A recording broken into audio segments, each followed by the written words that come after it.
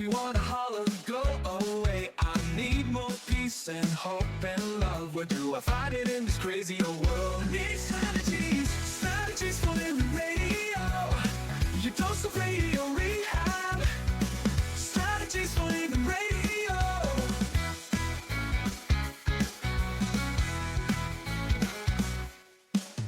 Every time I listen, Lauren and David share strategies for living, and it makes me aware. I got strategies for living radio. Your dose of radio rehab. Strategies for living radio. Your dose of radio rehab. You know we need them. Yeah, we need them. We need those strategies. Those strategies for living. So, are you ready? You ready for your daily dose? Your daily dose of radio rehab? Yeah. I'm ready. Okay. I just needed a breath. Hey, there you go. Hey, folks, sometimes that's all we need. Folks, welcome. Welcome into another edition of Strategies for Living. I'm Dr. David McMillian. She is psychotherapist, PLPC Lauren Leon McMillian. And glad you're with us today. You know, Lauren, we human beings, as opposed to other creatures. Yes. Other of God's creatures. Mm-hmm. We are blessed with this wonderful prefrontal cortex, right? Yes. It's a miracle. It is absolutely a miracle. However, it sounds like a big however. It's a big but, yes. However, it also brings to the table, some things that allow us to hold on to things. Yeah. Well, I mean, way longer than is probably healthy, you know? Yeah. Well, it's like any tool, right? You can use a pencil to write, but you could also use a pencil as a weapon, right? Sure. I mean, so any tool that we have, including the amazing prefrontal cortex that we have developed, can be used to help or to hurt. Right? So you're saying we can use it for us or against us? That's right. Well, we're going to talk today about maybe some things that we need to contemplate in that category of things that we may be using against ourselves. Mm-hmm. So we're going to talk about the art of letting go of things that people hold on to way longer than they should. Oh boy. And we may even hopefully will get to not only what some of these are, but the how-to too. Right? Folks, thank you for tuning in.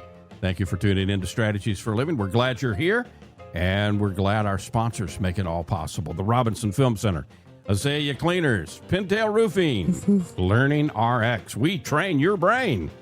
The Balanced Life Wellness Center, Fertitta's Delicatessen, home of The Godfather, Alligator Italian Sausage, Uprising Addiction Center, and Mira Direct Primary Care. Talking about the art of letting go of things that we hold on to maybe even decades longer than we ought to. That's today here on Strategies for Living.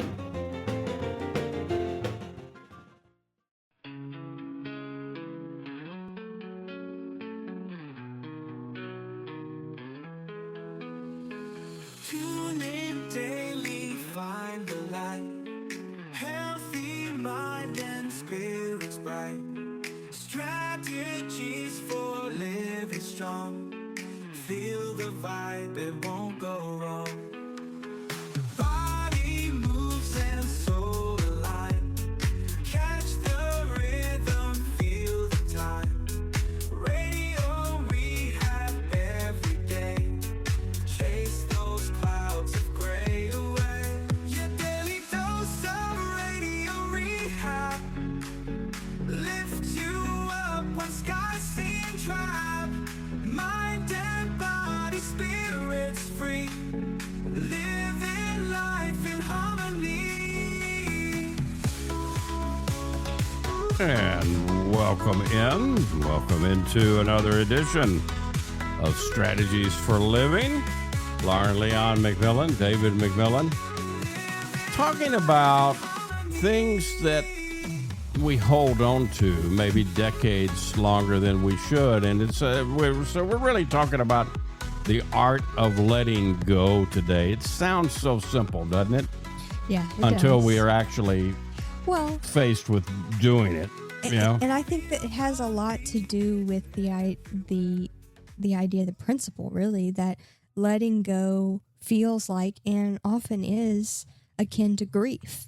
Right? Even when it's even when it's healthy, it's still you still have we're to having grieve. to give something up. Yeah. Right. Right. And grief is a process that we use from moving from the way things were to a new realization. Right. Right.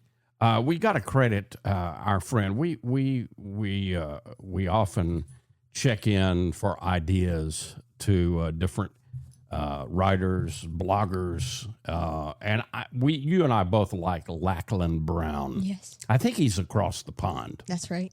And he has a blog. He has several things that he does a lot of publishing online. But one of the blogs that he does is called The Artful Parent. And so I want to credit, his ideas. We're using some of today because we want to give credit where credit is due, right? Yeah. We cling. We human beings, and it's part of what we were talking about before. We've got this incredible prefrontal cortex, which allows us to have memories. And so we cling to memories. We cling to people. We cling to beliefs. We cling to habits. We cling to maybe even identities long after they've stopped serving us, right? Right. And there's lots of reasons why we do that, right? Yeah, it's not because we're weak. No, not at all. But oftentimes, whatever it was protected us from something. Sometimes, yes. Yeah.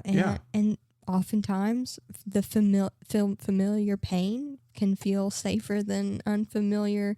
Yeah. Freedom, the old saying, give me the devil I know, right? Right. Yeah. Right. And also, it can come from a place of control, right? Yeah. Or attention or predictability. Absolutely. Right, which we humans crave.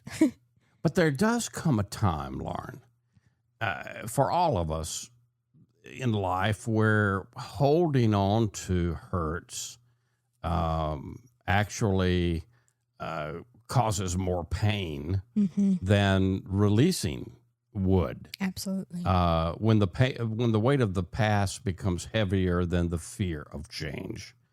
When the version of yourself you're protecting is far smaller than the person you're becoming, well, then you may say, okay, maybe it's time. Maybe it's time to let go of some things. Yeah.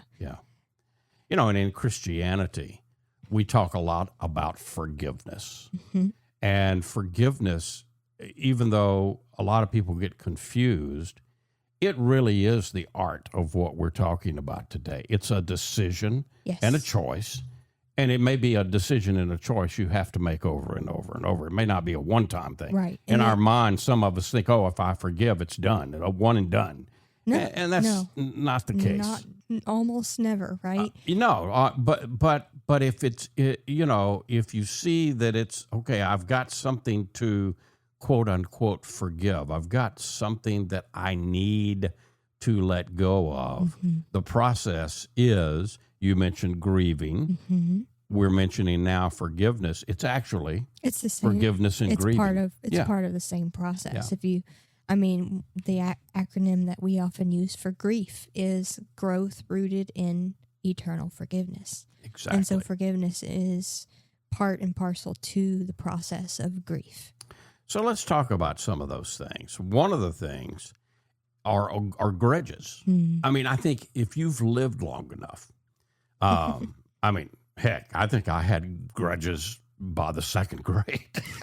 Yeah, probably. Just being real. Yeah. But old grudges can drain emotional energy. And that's one of the first things we want to hold up in front of all of us. Is it time to let go of some of those? Because, grudges are funny. They feel justified. Right. When, in the moment, even if it happened years ago, right? Right. I can, in this incredible prefrontal cortex, I can bring up a memory. Mm-hmm. Maybe it's a memory of something that happened in the second grade. But then the feeling that memory elicits inside of me Right. is exactly, the memory, and it creates the physiology and the feeling. Right, as if you were reliving. As if I was right there. Right. And so what you're saying there is that neurologically, resentment actually keeps that stress hormone response active. Right. As if you were still there in the moment. If we were able to put you in a brain scanner, you would be showing the exact same response as if you were still there. Absolutely. Yeah. But here's the thing that we need to understand. Resentment is a poison. It's a slow poison, and it zaps our emotional bandwidth year after year after year. Even, and this is most often what I have found, the person who may have hurt you last year, 5 years ago, 10 years ago, idea. they have no.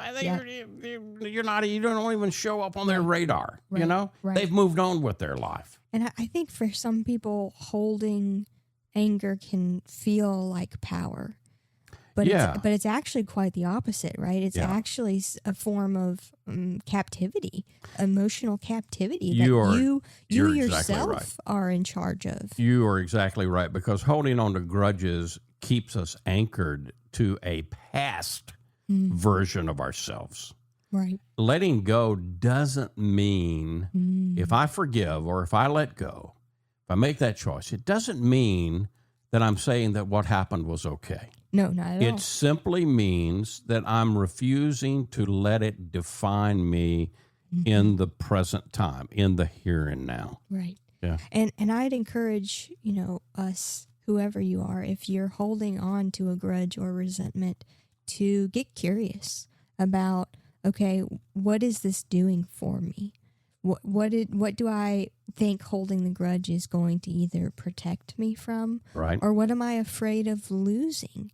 Am I afraid that I'll let it happen again? Because then the conversation needs to shift towards, okay, there's an idea of the old saying, right? You can forgive, but not forget. Yeah. And that's an important piece. The forgive piece is what we're talking about. Absolutely. To be able to let it go, but you're not going to make the same mistake, right? So it's about learning and growing.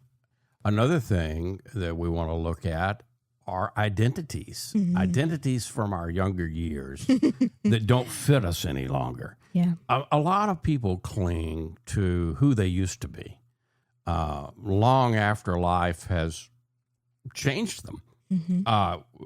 We kind of could talk about archetypes here. The athlete, the rebel, the hero or overachiever. We could also talk about typical family roles, right? That's right. The scapegoat, the golden child. The caretaker, the people pleaser. Yeah. But here's the deal. Identity isn't meant to stay frozen. We are, if we step back far enough to look at life, you see the evolution, you see the evolving in all of life, whether we're looking at our individual life or we're looking at humanity collectively over thousands of years. You see that. And so that, growth absolutely requires new roles, stepping into new roles, shedding outdated labels, giving yourself the permission to evolve, right? Yeah. One of the life strategists we had recently put it really well, and I love the way he put it. It was Dr. Eric Oliver. Oh, yeah. Right? Yeah. And he Good said, guy. Yeah, and he said that we are mistaken when we think of ourselves as nouns when we're actually verbs. When we're verbs, yeah. Right?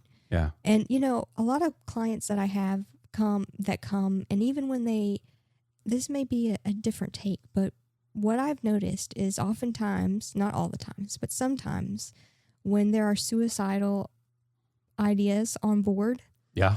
it's because they're clinging to an old identity It's time to be that shed. wants to Yeah. die, Absolutely. that needs to die in terms of the identity itself, but not the person. Yeah. Right? Yeah.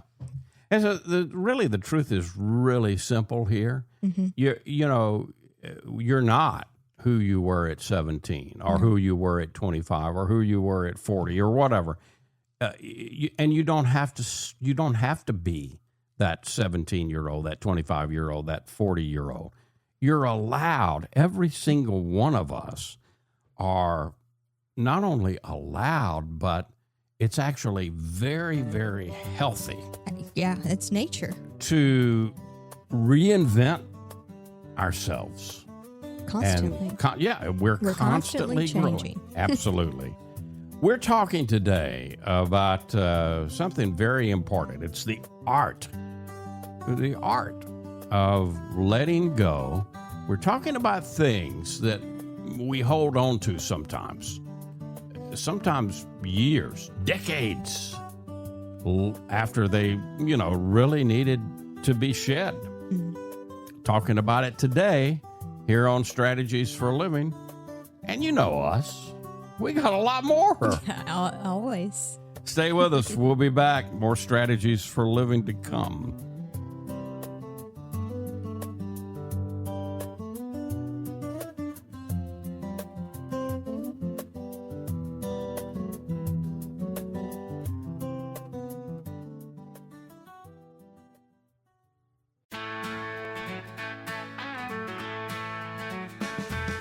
Facing the same old problems day to day makes you wanna holler, get away. Looking for the road that'll get me there. Looking for hope and peace to spare.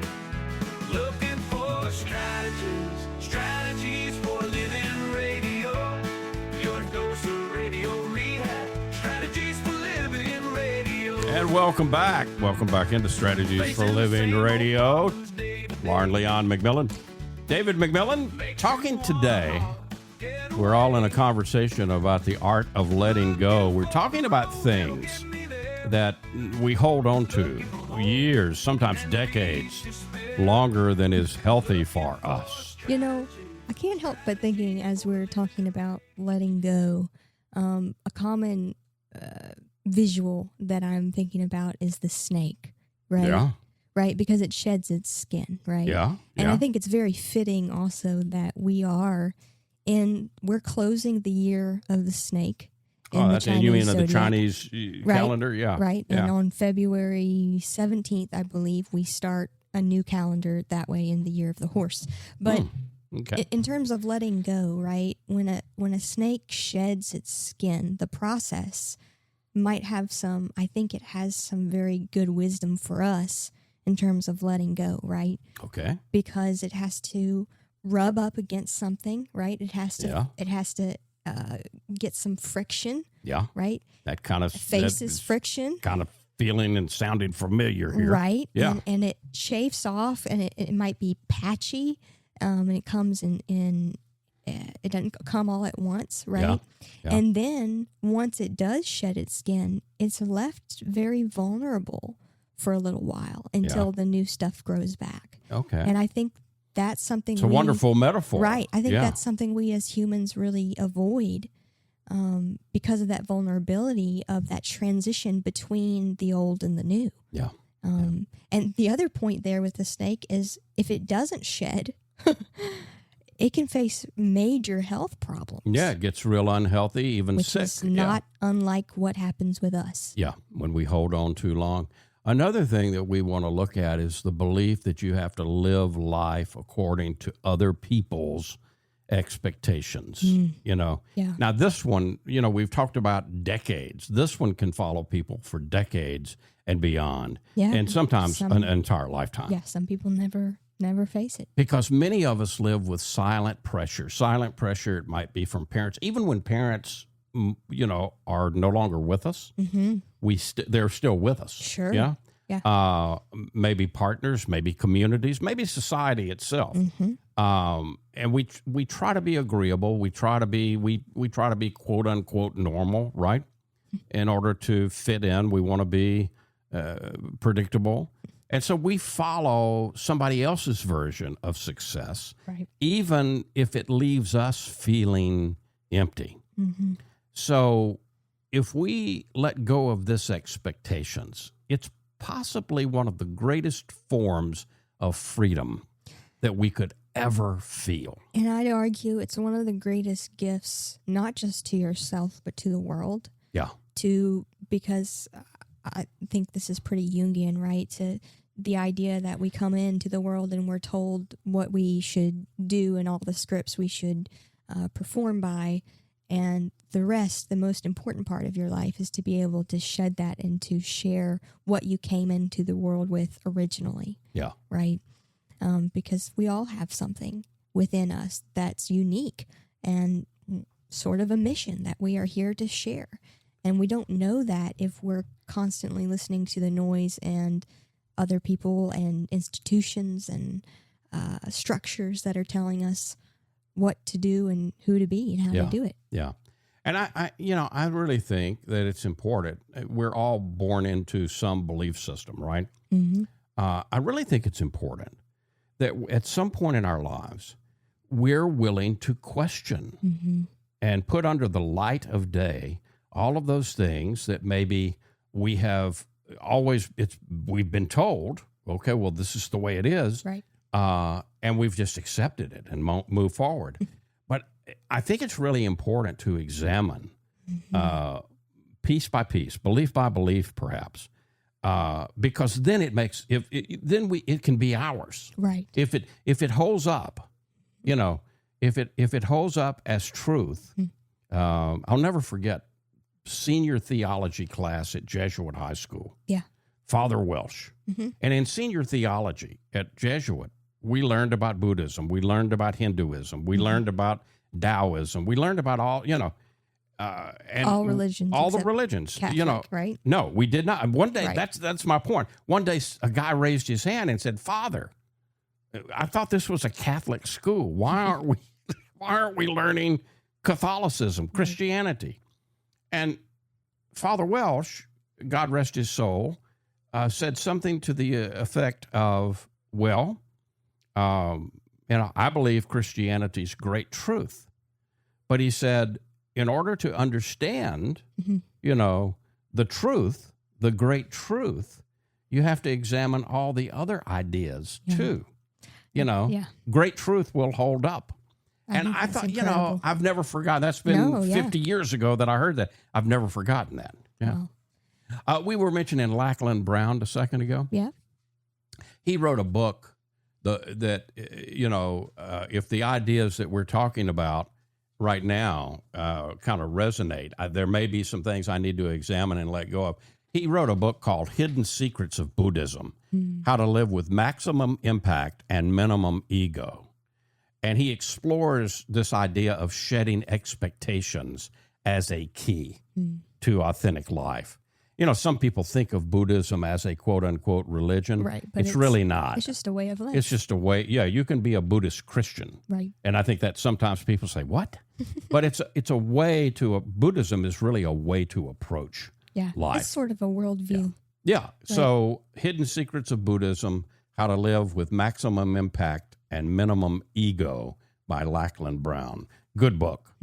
Another thing that some of us hold on to are friendships that stopped feeling mutual years and years ago. Yeah. But we cling, we hold. We all have friendships that have lasted past their natural expiration date. Right. And, maybe the emotional connection has faded. Maybe the values between the people have changed, right? Right. We don't have the same values anymore. Maybe the effort is really one-sided. It's important to look at that and not just allow nostalgia to keep you stuck and cling to a bond that only really is in your memory. Right. I mean, it's being able to choose alignment over history. Yeah. But I think we have this idea, and this is not just for friendships, right? I see this especially, I think, in romantic relationships, right? Where we have this idea that, well, longevity means that is the great test, right? Longevity means that it's a great relationship, period. And that's not necessarily so. Not necessarily so, and almost absolutely not so, right? Because people change, and as we're supposed to do.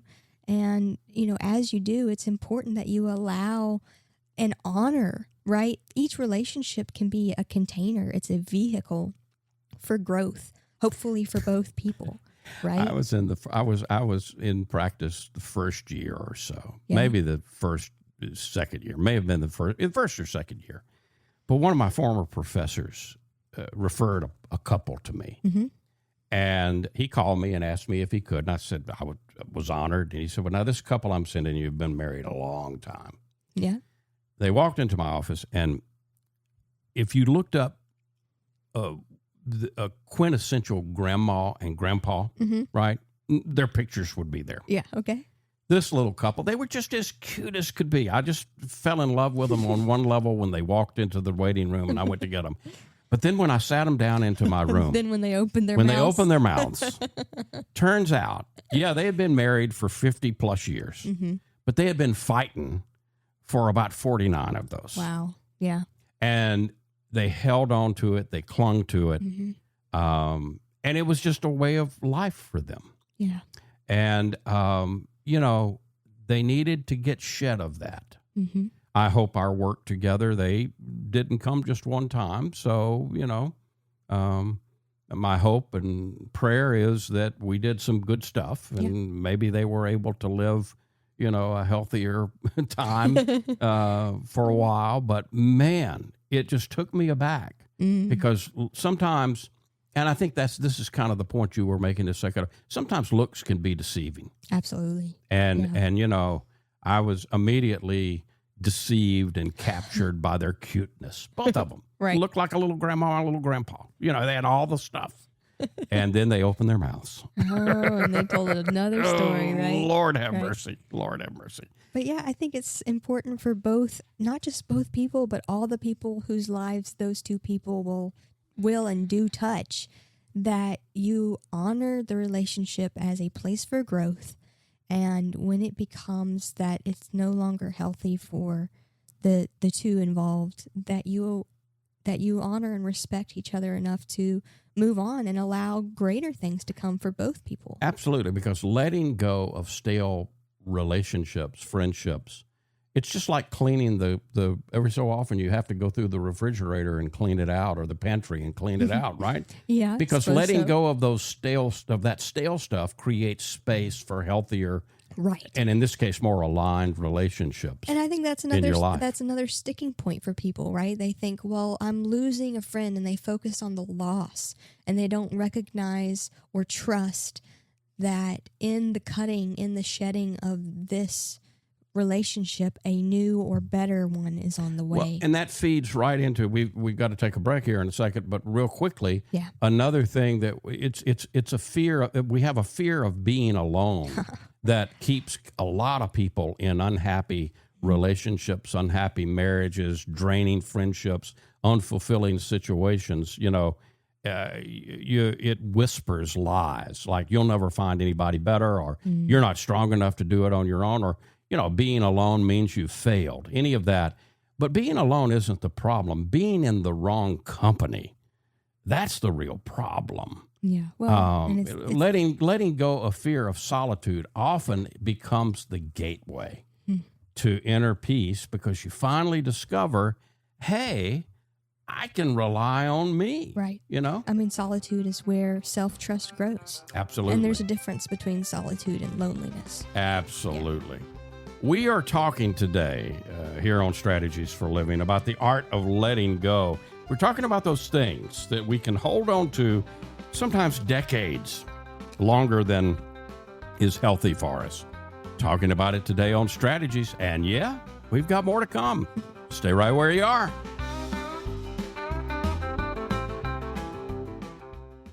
We all have problems every day. We all need help along the way. We need strategies Strategies for living radio. And welcome back in. Yeah, it's an art. I mean, we all hold on to things longer than probably is healthy for us. Welcome back in to Strategies for Living. Lauren Leon McMillian and David McMillian, glad to be here with you on Strategies for Living. And, there's an art. There's an art to letting go of, things that we could hold on to for decades longer than is healthy for us, and that we, I hate to say the word should, but should, fits here, Well, in terms of if you want to be healthy and continue growing. Yeah. Sometimes we hold on way longer to mistakes that we made years ago, maybe even decades ago. Mm-hmm. Regret is a heavy emotional burden that people carry. And we even torture ourselves for choices that we made when we were younger and we didn't know any better. We were less informed, or maybe we got overwhelmed. But, we were talking about that forgiveness thing, Lauren. And self-forgiveness. Self-forgiveness is it can be a psychological turning point for us. Mm-hmm. The moment you say, I didn't know then what I know now, right. And that's okay. Right. The moment I say that, the moment I give that to myself, then I can let go of past mistakes. It doesn't erase them. It simply takes their power over your present. It takes the power away from them. Right. The zap. And I think this might be a good point to briefly talk about the difference between guilt and shame. Okay. Right? All right. Because guilt says I've done something wrong, right? And so you learn from it and do better. And move forward. Right? Yep. But shame is when you're holding on to it and saying, I am something wrong, right? Yeah. Or something is wrong with me. Suddenly I am the problem. And I think that's a lot of times what holding on to the past mistakes and regrets creates within us. And shame freezes growth. It blocks you from growing any further. Everything evolves, as we've already said, and that includes how we perceive love. And so old versions of love that never quite healed is one thing that people sometimes hold on to too long. Some people carry heartbreak like this invisible wound, a lost love or a betrayal by a former spouse or a family member, a breakup of a girlfriend, boyfriend that shattered your sense of worth. And you hold on to them even years later, that emotional imprint is still there. But clinging to old love stories prevents the new ones from being able to form. Yeah. You can't step into a new relationship if your heart is still, any part of your heart is still living in the past. Mm-hmm. It doesn't, and again, you've already said this, letting go doesn't mean forgetting, right? But it means reclaiming the part of you that got stuck in the memory. So it's interesting because I kind of think we call it heartbreak, right? And we know physiologically something actually does kind of happen there. Sure. But what I think we have a problem with is actually accepting and allowing the heartbreak. Because I think in allowing our hearts to break, we can open up more space in our heart. Yeah. If we allow it and if we allow ourselves to move through it. But I think what happens is that it hurts, and it hurts so badly that we cling to it and refuse to feel it fully and through. Yeah. And so then what happens is your heart ends up being, more closed, right? Yeah. And you face new potential partners and relationships through those eyes of someone who's hurt. Yeah. And it's important to really allow the growth to happen, to use those experiences as lessons and jumping off points if we can. Another thing we cling to often decades beyond what's healthy for us are habits that they're comfortable. Mm-hmm. They've become comfortable, but they're destructive because comfort can be addictive. Yes. even destructive routines may feel safe because they offer predictability. I mean, people hold on to habits that delay their dreams, that damage their health, that drain their energy, that keep them numb. Letting go requires honesty. You don't have to judge. You just get honest with yourself. You can't change what you refuse to acknowledge. But once you see any habit clearly, then transformation is possible. Absolutely. Yeah. And you can also get curious with a habit. Like, why did I start doing this, and what belief is fueling underneath this habit? Yeah. I mean, because if you're engaging in any kind of destructive or self-sabotaging behavior, there is a belief there, whether that's I don't deserve XYZ, or I'm not good enough, or whatever it is, there is a self-sabotaging belief underlying that habit. And it's important that you begin the process of digging that up. The need to be liked by everybody. Trying to be universally liked is one of the most exhausting emotional burdens that we can put upon our backs to carry, because we will people please, we'll over explain, we'll burn out, we won't put down strong boundaries, we'll have weak boundaries. But the truth that can set us free is you can be the kindest, most generous, most sincere person, and there will still be people who will dislike you. Sure. And it's actually important that they dislike you, right? Because they're not your people. Yeah, exactly. It's important. So letting go of the need for universal approval makes you lighter, makes you happier, makes you more authentic, and it's way more powerful. And then, last but not least, the belief that, well, it's too late. It's just too late. Never too late. And that's the most tragic form of holding on to a belief. I mean, that's tragic, because if you've got life and breath, it's never too late. And I'd argue even if you don't have breath, you still have life, and it's still not too late. Right. So you don't have to cling to this idea long after the circumstances could be transformed. We convince ourselves, well, my best years are behind me, or I missed my chance, or I am who I am, nothing can change that. But that's really not true, because we're, as human beings, we are capable of reinvention and even more reinvention any age. Right.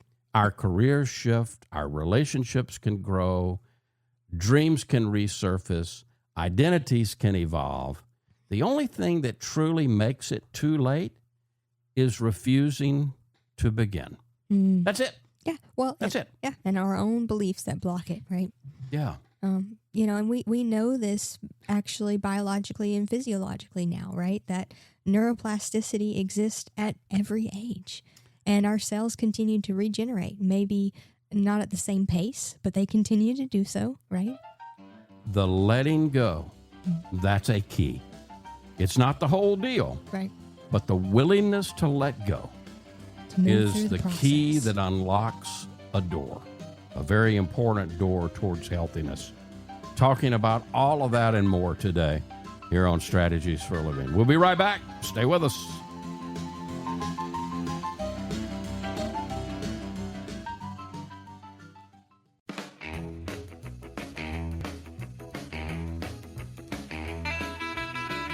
Well, welcome back in to Strategies for Living. Lauren Leon McMillian, David McMillian, discussing today things that we really need to let go of, things that it's time for us to put down, and the art of doing that, Yeah, I think it's something we can all get better at. Absolutely. All the time. But we can't change what we don't acknowledge. Right. What's your takeaway from, we've talked about a lot, we covered a lot of ground today. Yeah, we've moved through a lot of things that people tend to hold on to for too long. And so I think the takeaway is that letting go is vital to our growth and continuation if we want to grow as a spirit and as human beings, right? Yeah. And so asking yourself what needs to be released.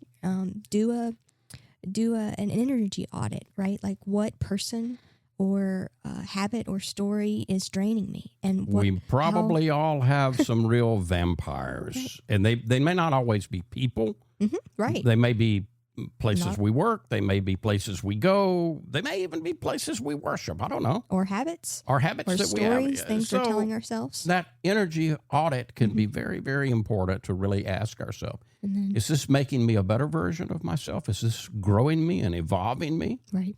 Or is this keeping me stuck? Right. Or even worse than that, pushing me back. Right. Holding me back. Holding me back, yeah. And if it feels hard, it's because it mattered. And that's okay. Absolutely. That's part of the grief. Good stuff. Yeah. Very good stuff. Folks, thank you. Thank you for being here with us. We appreciate it. We do this for you each and every time we do strategies, and we can do it because of our wonderful sponsors, the Robinson Film Center, and Azalea Cleaners, and Pintail Roofing, and Learning RX. We train your brain. The Balanced Life Wellness Center, Fertitta's Delicatessen, home of the Godfather, Alligator Italian Sausage, and pretty good Muffies, too. Uprising Addiction Center, and Mira Direct Primary Care. If today were the last day of your life, who would you call? And what would you say? And why? Why are you waiting? Make the call. For Lauren Leon McMillian, I'm David McMillian. We'll see you next time right here on Strategies for Living.